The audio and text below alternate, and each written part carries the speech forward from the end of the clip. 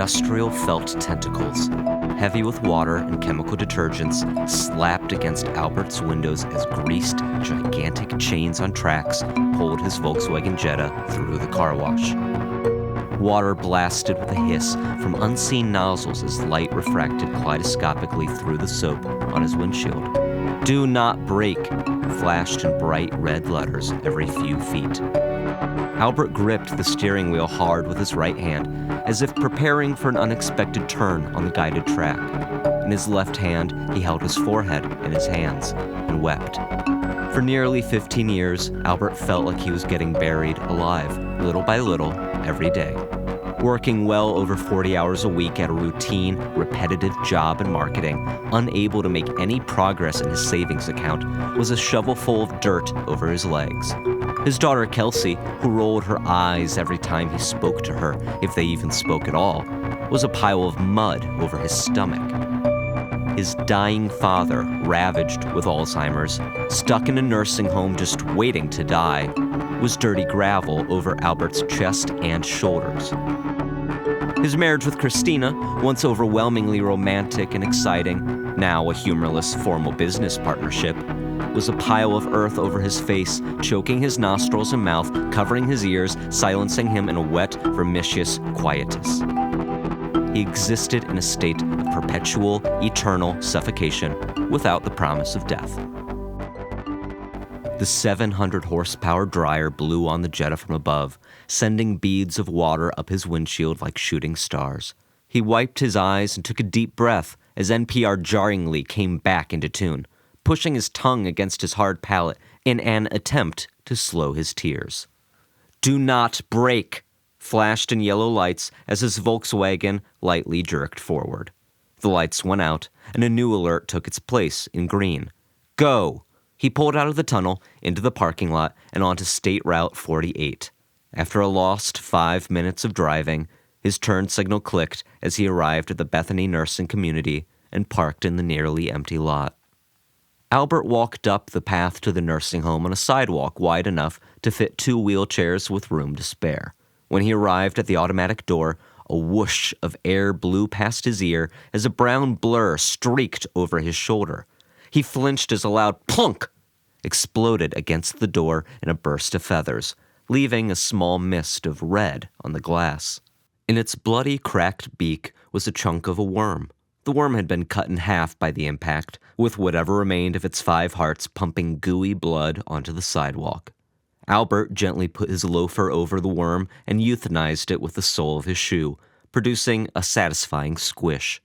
The automatic doors opened, and Albert approached the front desk to check in.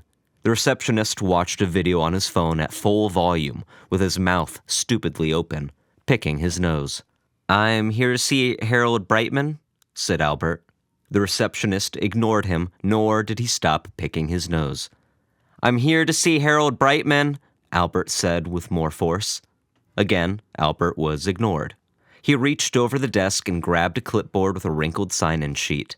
A Bic pen was scotch-taped to it with twine, wet with saliva from the last person who used it.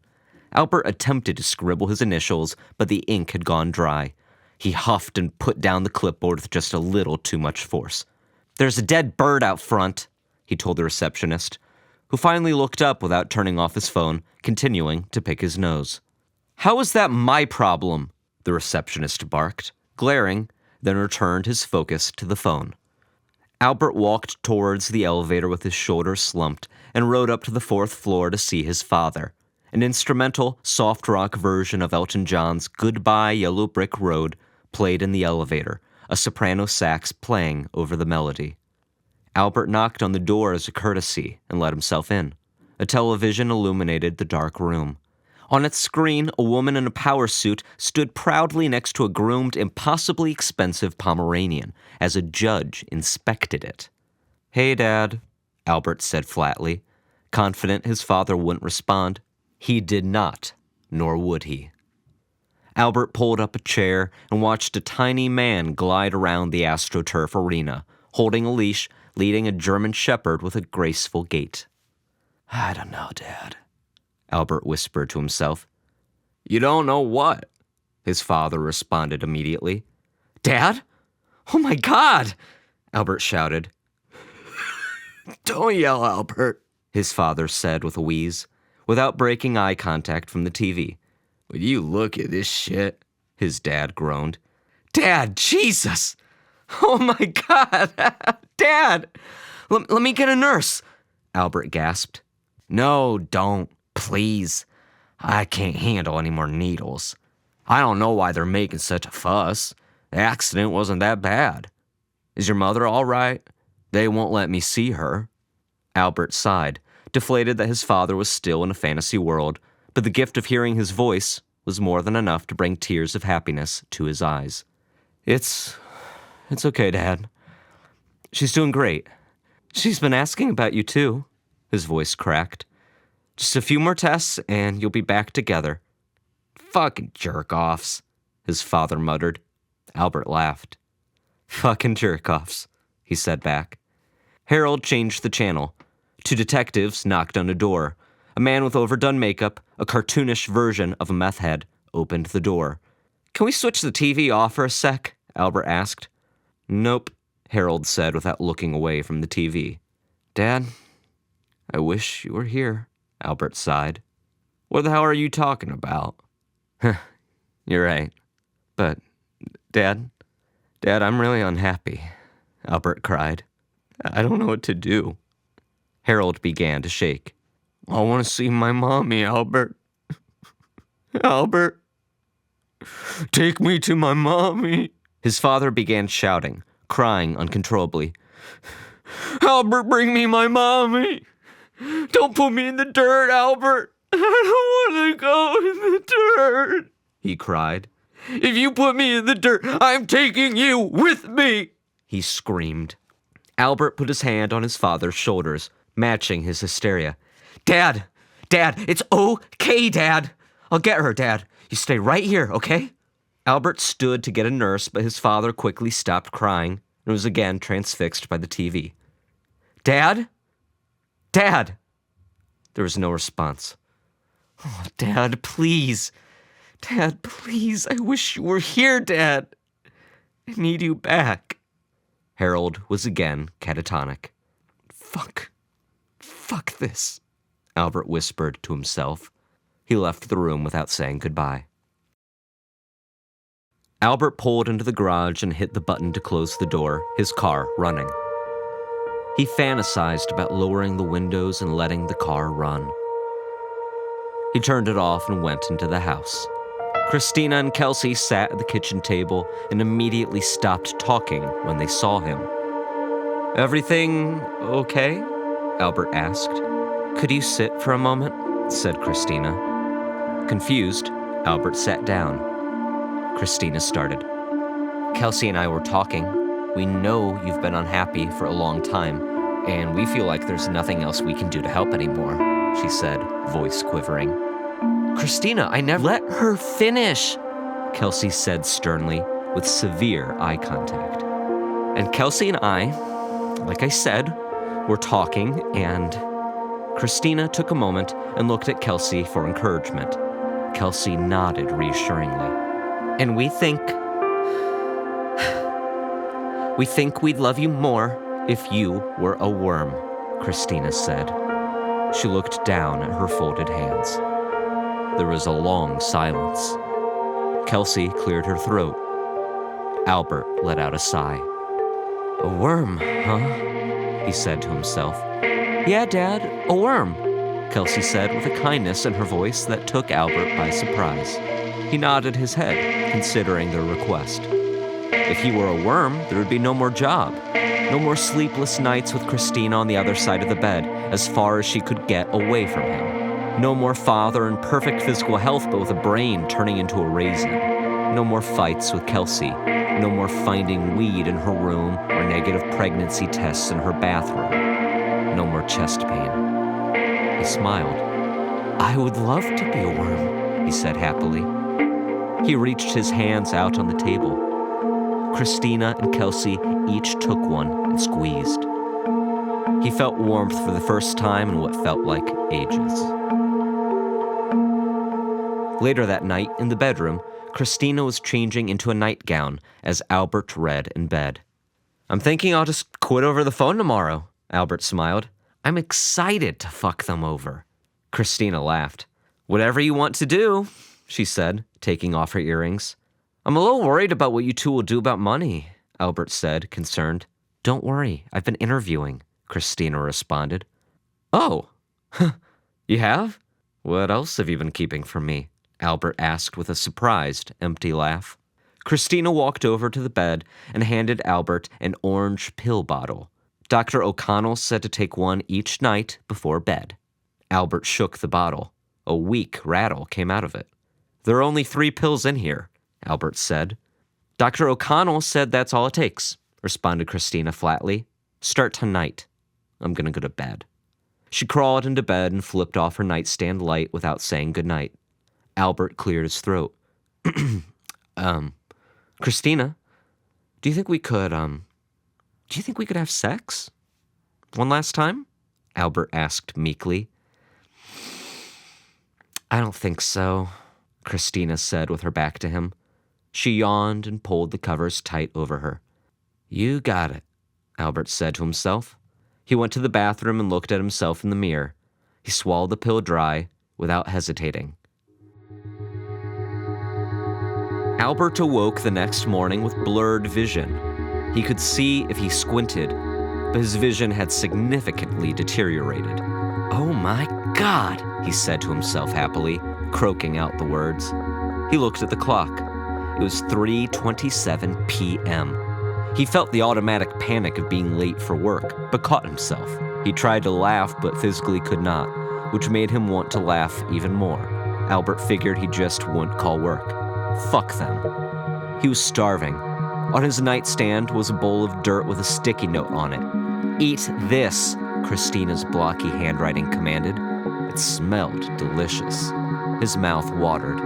Albert went to reach for the bowl, but his arms were sealed to his sides, his fingers fused together. He attempted to move his legs, but they too were sealed together. Albert wiggled over onto his stomach to bring his face closer to the bowl of dirt and discovered his penis and scrotum had disappeared into his body. He smiled and devoured the dirt. It tasted exquisite. He licked the bowl clean and was overcome with exhaustion. He fell asleep. Again, Albert awoke, but he could not open his eyes, nor could he hear. He felt a vibration near him that his new nervous system understood to be Christina.